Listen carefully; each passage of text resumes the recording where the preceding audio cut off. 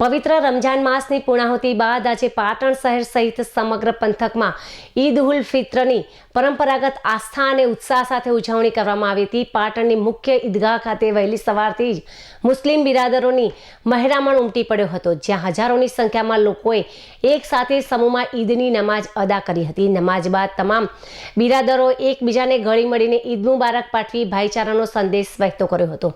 આ પવિત્ર પ્રસંગે ખુદાની બંદગીમાં સિજદા કરી વિશ્વમાં શાંતિ સ્થપાય, માનવજાતનું કલ્યાણ થાય અને દેશમાં અમન ચમન જળવાઈ રહે તેવી વિશેષ દુઆઓ માંગવામાં આવી હતી। ઈદના પર્વને ધ્યાને રાખીને શહેરના માર્ગો પર પણ રોશની અને ઉત્સવનો માહોલ જોવા મળ્યો હતો।